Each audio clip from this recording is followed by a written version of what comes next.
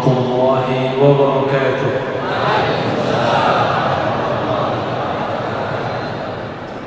الحمد لله رب العالمين بنعمته تتم الصالحات.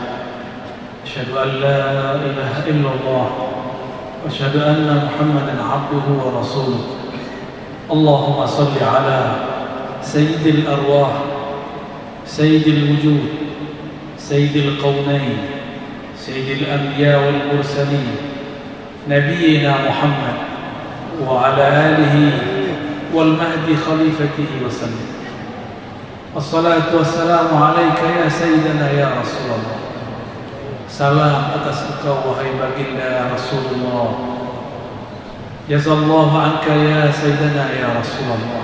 Semoga Allah menempatkan engkau dengan maqam tertinggi wahai baginda Rasulullah. Jamaah yang dicintai Allah, Allah hanya memandang ke dalam qalbu. Jika kita ingin dipandang oleh seseorang yang cantik, yang gagah, maka wajah ini dibaguskan, wajah ini dicuci. Mungkin sebagian orang dia bedaki, bajunya juga dibaguskan, dibersihkan, kalau perlu disetrika, bahkan jika perlu dibeli yang baru, karena ingin dipandang. Khawatir jika dekat bau, maka kita beli deodoran, kita pakai parfum, supaya yang duduk bersama kita merasa nyaman. Jika kepada makhluk kita seperti itu, ingin dipandang wajahnya, kita bersihkan wajah. Jika ingin bertemu seseorang spesial, kita bagus-baguskan baju. Kenapa ketika ingin bertemu Allah tidak membaguskan qalbu? Kalau kita habis makan coklat atau makan yang berkuah, ada kotoran di mulut, kita lap. Benar? Berani ketemu seseorang tanpa lap? Jika kita tidak berani bertemu seorang makhluk sebelum membersihkan wajah, kenapa engkau berani datang kepada Allah sebelum membersihkan qalbu? Nekat kita bertuhan. Itu sebabnya kita ditolak di pintu. Bab menuju Allah itu menolak kita. Jangankan kehadiran Allah, hadir di masjid dalam keadaan tidak suci, berani? Tidak berani. Maka adab seorang salik, seorang murid, seorang yang mencari ridha Allah, meskipun tidak ada yang tahu, janganlah kentut di dalam masjid, kecuali sudah penyakit, tidak bisa tahan kentut. Bapak ibu sahabat saudara yang dimuliakan Allah, ikhwan akhwat fillah, di dalam Al-Quran Allah berbicara qalbu lebih dari 100 kali. Kenapa Allah berbicara tentang qalbu lebih dari 100 kali? Karena Allah mementingkan qalbu melebihi qalibu. Qalib penampilan fisik ini, ketaatan yang zahir, celana, sarung, serban, rida, shawl, itu qalib yang Allah pandang qalbu. Maka saya mengajak diri saya sendiri dan kita semua, mari hiasi qalbu dengan nama-nama Allah. Kita tidak mungkin menjadi hamba yang bersih mutlak, karena kita bukan Rasul, kita bukan Nabi. Wali mungkin juga belum tahu, tapi Allah selalu membuka harapan dan mengatakan, Innallaha tawwab. Allah itu penerima orang yang mengaku salah. Kita ini tidak dituntut untuk bersih mutlak. Kita cuma diminta, akuilah jika engkau salah. Sholat tadi tidak khusyuk, kita ngaku, ya Allah, aku berusaha khusyuk tapi aku tidak sanggup khusyuk. Engkaulah yang memberi khusyuk, ya Allah. Maka berikan kami pengenangan mengenai Engkau, ya Allah, sehingga rasa khusyuk itu muncul. Amin ya Rabbal alamin. Maka beragama jangan menyusahkan diri. Jangan kemudian mengatakan saya belum suci, saya ingin jadi orang suci dulu baru ganti kopiah. Tidak. Suci di situ artinya berusaha untuk suci, bukan suci yang mutlak. Maka di dalam Al-Quran ada kalimat di surat Al-Waqi'ah, la yamassuhu illa al-mutahharun. Tidaklah menyentuh Al-Quran kecuali yang mutahhar. Mutahhar artinya yang disucikan. Siapa yang mensucikan kita? Allah sendiri jua. Bukanlah Ar-Razi yang membersihkan dirinya, bukanlah hamba membersihkan dirinya. Hamba minta dibersihkan oleh Allah Subhanahu wa taala. Itulah makna astaghfirullah. Jika seorang baginda Rasul sallallahu alaihi wasallam masih merasa berdosa padahal beliau tidak berdosa, kenapa ada hari ini orang merasa dirinya tidak berdosa? Kenapa ada orang hari ini merasa dirinya lebih suci, kelompoknya lebih bersih, tarekatnya lebih tinggi? Kenapa ada orang merasa itu? Manhajnya paling dekat kepada Allah dan Rasul. Ini berbahaya. Ini bukan keruhanian Rasulullah SAW. Rasulullah tidak sibuk dengan aib orang, tidak sibuk dengan jenggot dan celana orang, tidak sibuk dengan amalan-amalan orang. Beliau sibuk membenahi dirinya, lalu mengajari orang-orang sekitarnya. Seandainya Rasulullah orang yang saklek, tidak suci, tidak boleh datang, maka jika ada orang yang mengotori masjid, pasti itu dibunuh. Tapi Nabi tidak melakukan itu.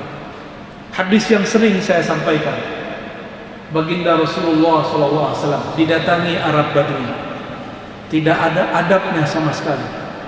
Arab Badui itu Arab pelosok, tidak terpelajar, tidak nyantri, tidak sekolah. Arab Badui ini setiap kali melihat tembok, seperti sopir angkot zaman dulu, sopir truk zaman dulu kalau lihat tembok apa? Mau nembak. Tahu nembak Pak? Mau buang bensin. Ini si Arab Badui melihat tembok kok bagus-bagus begini nggak disirami, maka dia siramilah tembok masjid Rasulullah dengan bensin yang dia punya. Baulah. Di saat dia asik mengeluarkan hajatnya, tiba-tiba sahabat hendak memukulnya. Ketika itu Nabi mengatakan, da'uhu, biarkan dia menyelesaikan hajatnya. Coba Bapak bayangkan, kalau ada orang sedang buang air, lalu kita ganggu, dia nanti dari mengarah ke sana, dia mengarah kepada kita. Apa yang terjadi? Ada tembakan ke sasaran yang lain. Najis berceceran kemana-mana. Maka Nabi SAW mengatakan, da'uhu, biarkan dia. Apakah orang ini dihukum? Tidak. Malah yang dihukum yang tidak mengerti, yang ingin memukul dapat tugas, ambil air 1 gayung kamu siramkan. Tapi sahabat tidak menganggap ini hukuman, dia menganggap ini sebagai sebuah pelajaran, bahwa tidak semua orang yang salah itu salah, tidak semua orang yang taat itu benar. Banyak orang salah, dia sedang mencari kebenaran. Banyak orang taat tapi merasa paling benar. Semoga kita tidak termasuk dua-duanya. Semoga kita termasuk talabatul ilm, penuntut ilmu. Orang yang baru merasa belajar sholat, belum merasa sholat. Itu merasa belajar sholat. Belajar itu usaha. Usaha itu disebut iqamatus sholat. Aqimis sholat artinya berusahalah melatih dirimu sholat. Kalau ada orang merasa sholat, Allah katakan fawailul lil musallin, celaka bagi orang yang merasa sholat. Jadi nanti jika ada orang belum sholat, kita tidak boleh hina, ya, sepakat? Apalagi cuma beda pilihan politik, beda dia sholat, kita sholat, dia tidak sholat, tidak boleh hina. Apalagi cuma beda coblosan, ya. Tapi kewarasan rohani ini hilang beberapa tahun ini. Saya berharap jamaah kembali waras, ya, kembali kepada akal sehatnya. Ulul albab, orang yang mempunyai akal pikiran yang cerdas. Mau? Nanti kalau 2024 beda pilihan, siap untuk berbeda? Ya, jangan termakan lagi oleh hoax. Ya, siap? Insya Allah negeri ini diberkahi. Di saat semua negeri sedang hiruk pikuk menghadapi virus, alhamdulillah Allah masih izinkan kita berkumpul. Terima kasih kepada ulama, umara, pengurus masjid, ya. Semoga mereka diberkahi Allah yang mengizinkan kita semua. Suatu kali Nabi SAW berdoa, hadis Sahih Bukhari, Allahumma inni as'aluka salamatas sadri. Ya Allah, aku memohon kepada Engkau salamah. Salamah bukan bahasa Arab, itu artinya bukan selamat. Salamah itu artinya terbebas dari keburukan dan aib. Apa arti salamah? Maka jika disebut Allahumma antas salam minkas salam tabarakta rabbana ya dzal jalali wal ikram. Assalam, Allah yang maha terbebas dari aib dan kekurangan.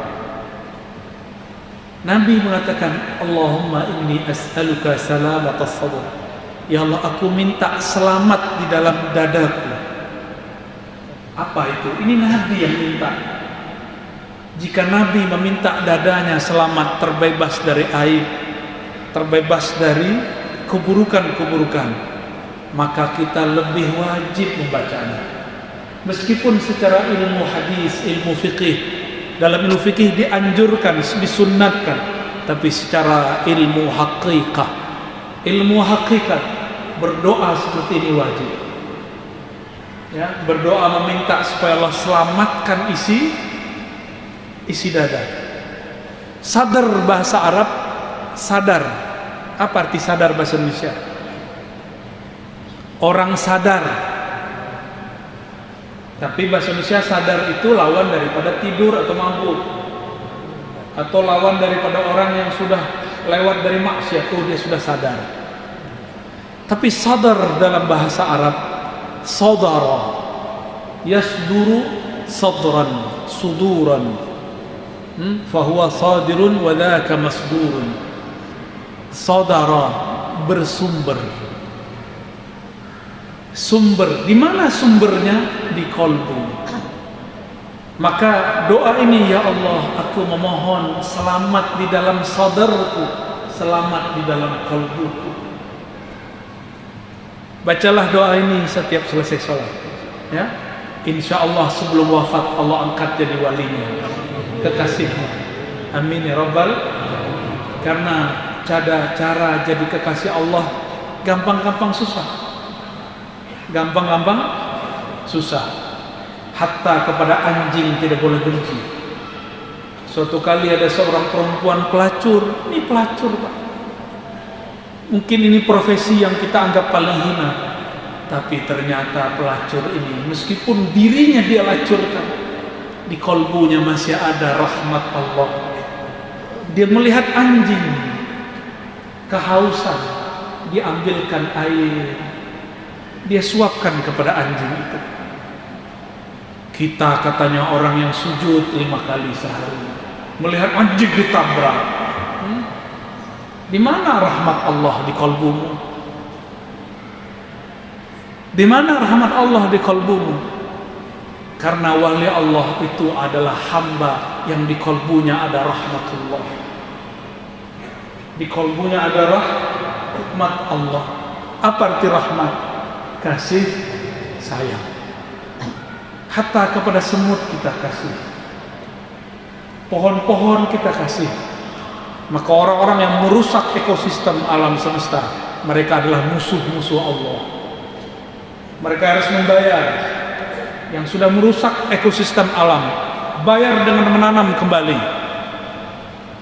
Tanam kembali di tempat yang lain. Jika memang kemudian jadi itu tempat usaha, tanam di tempat yang lain. Jika tidak, maka Allah akan menyatakan perang kepada kita. Ya. Jadi kekasih Allah gampang-gampang susah. Coba perhatikan hadisnya. La yazalu abdi, hadis Bukhari. Senantiasalah hambaku yataqarrabu ilayya bin nawafil, mendekatkan diri kepadaku dengan amal-amal nawafil, tambahan, ringan. Nawafil itu tambahan plus ringan. Hatta uhibbahu, sehingga aku jatuh cinta kepadanya. Kalau kita jatuh cinta, kita punya perhatian gak dengan orang yang kita cintai? Maka kita boleh artikan, hambaku beramal dengan amal-amal yang remeh, ringan menurut dia, tapi membuat aku punya perhatian cinta kepadanya.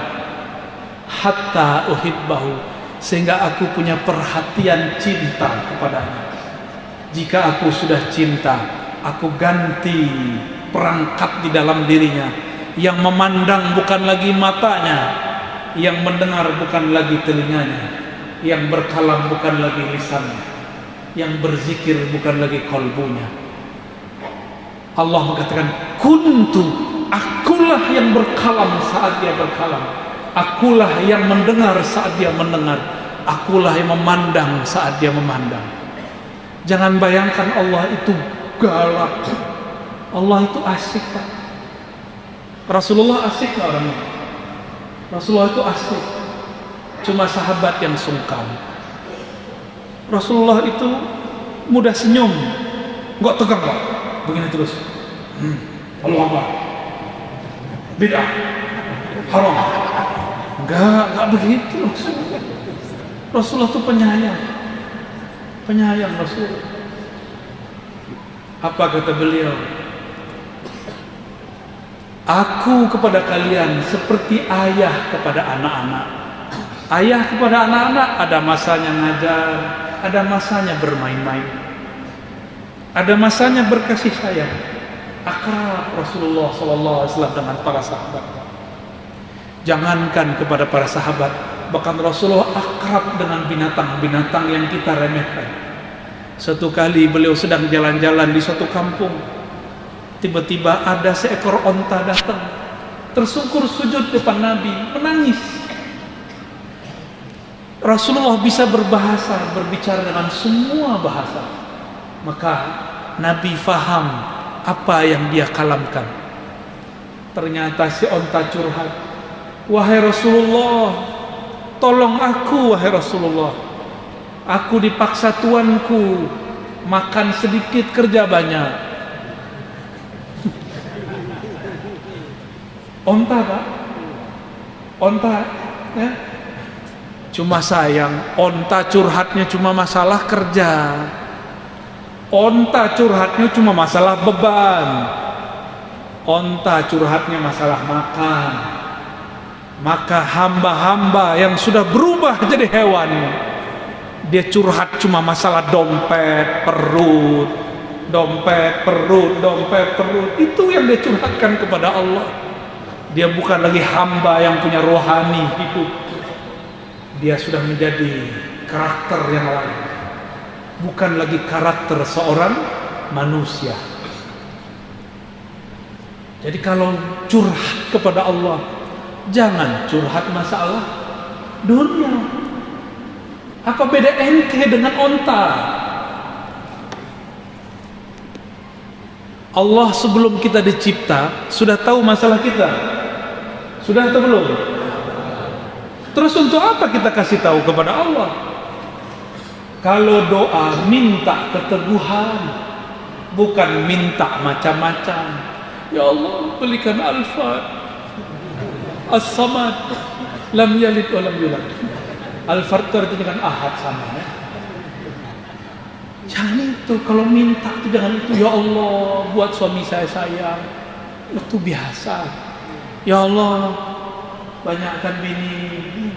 Itu biasa. Jangan itu yang diminta.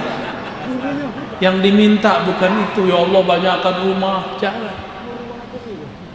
Coba lihat Nabi mengajarkan doa apa. Kita sudah hafal semua. Allahumma a'inni ala dzikrika wa syukrika wa husni ibadah. Ya Allah, bantu aku berzikir. Nggak minta banyak zikir, minta dibantu supaya bisa karena nama Allah sangat berat. Wa syukrika, bersyukur.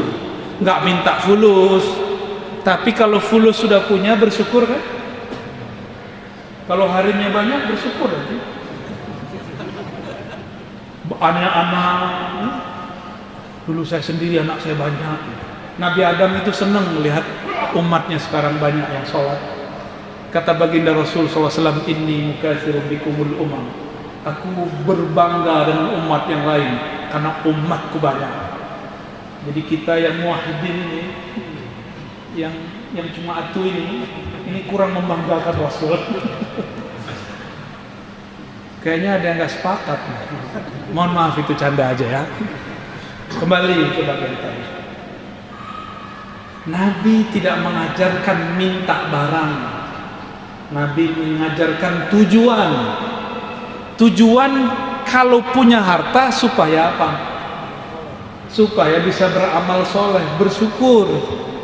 Jangan minta hartanya takut lupa diri, mintalah syukurnya. Ya? Jangan minta ujian, minta sabar.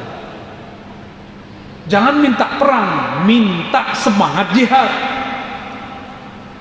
Ini belum apa-apa udah minta perang. Ya?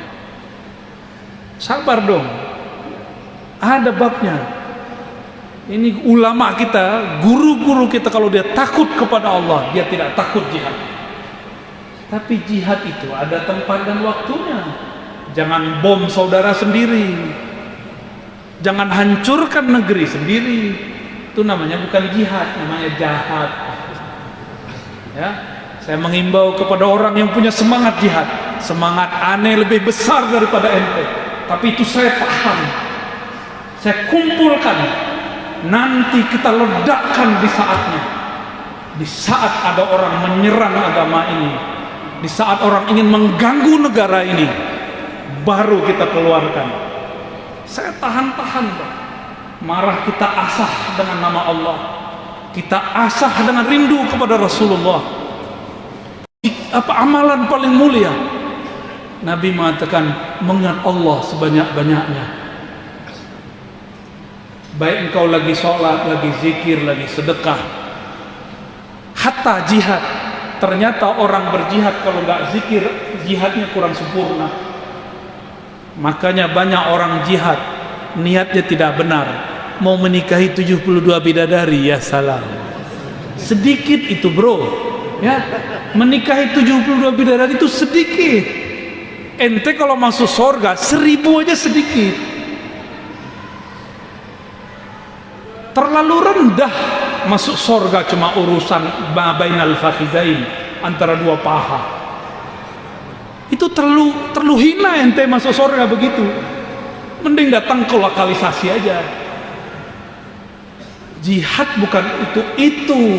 Jihad li'ila'i kalimatillahi hiyal ulya, untuk menegakkan kalimah Allah yang tinggi. Sebelum meninggikan kalimah Allah di sana, tinggikan dulu di dalam diri. Ini di hati pun urusan nasi sebungkus sudah berontak. Gimana mau berjuang? Tersinggung sedikit sudah pengen pecah. Beda paham sedikit buat kelompok baru. Antum tahu nggak kalau jihad itu pergesekannya lebih dahsyat daripada cuma beda-beda paham. Baru beda-beda yasinan, maga yasinan udah pecah. Baru beda cuma coblosan udah pecah. Baru beda maulid nggak maulidan sudah pecah. Orang lagi jihad nggak sempat mikirin itu. Semua bergerak cepat. Dan ini sudah dekat masanya. Negara-negara besar sudah buat senjata baru, beli senjata maju. Kita masih maulidan. Tenang, senjata kita justru di situ. Untuk apa antum, ya? Di dalam tank yang kuat, pakai anti peluru, tapi penakut. Untuk apa?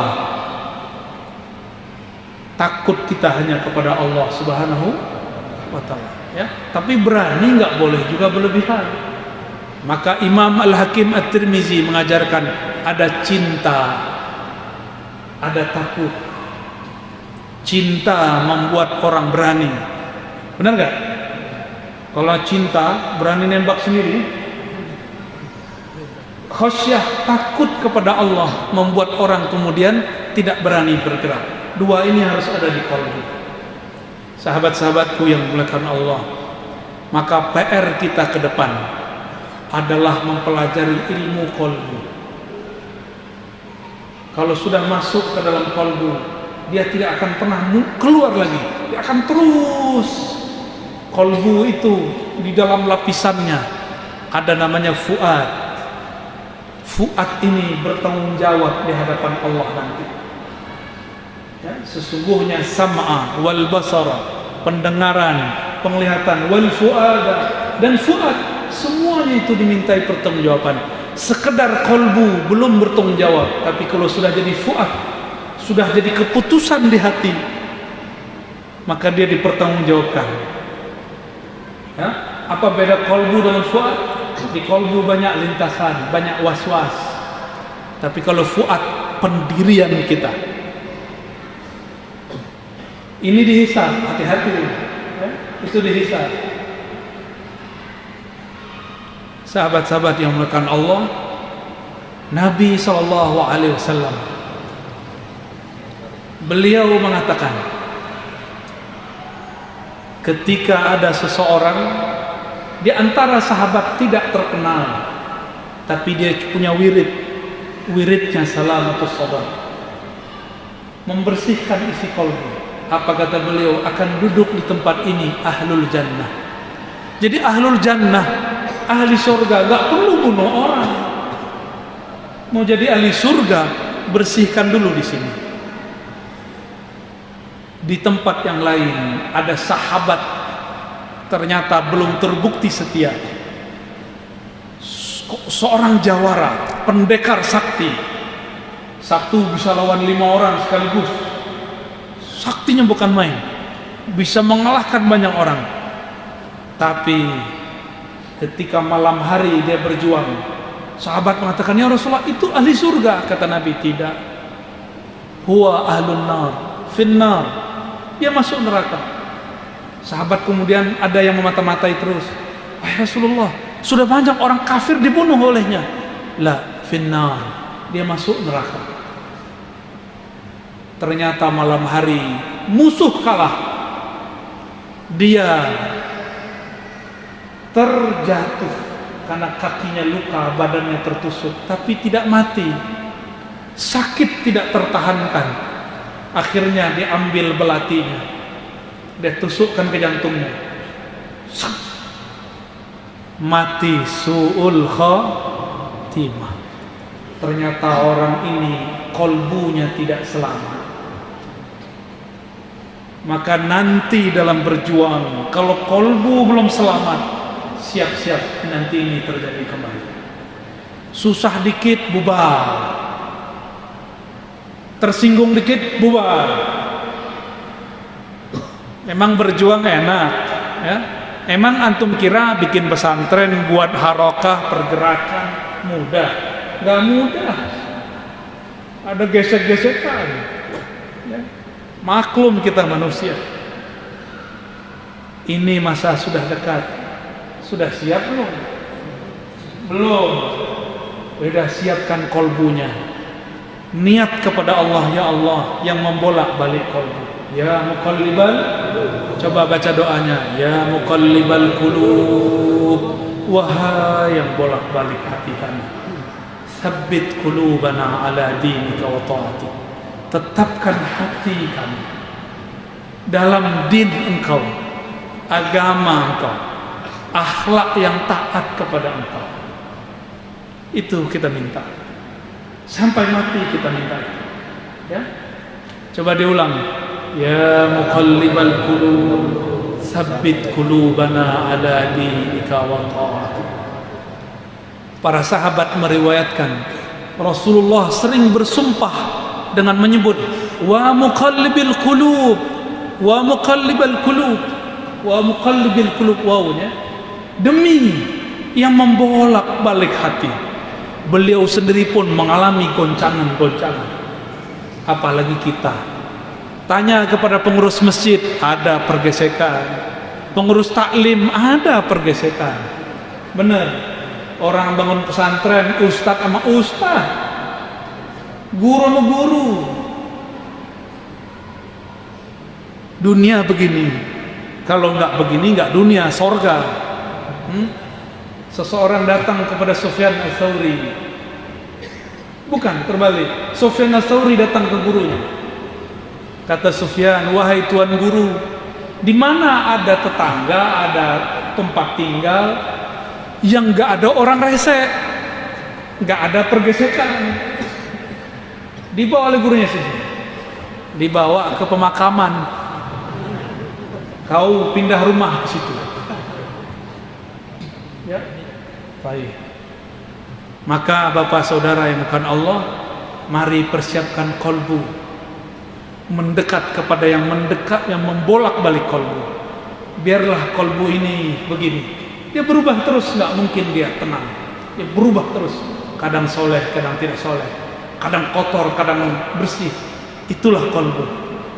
Maka saya mengatakan jangan berlebihan, jangan sok bisa suci. Maka saya tidak pernah mengajarkan kolbu mesti suci. Yang ada kolbu harus sadar bahwa dia tidak suci.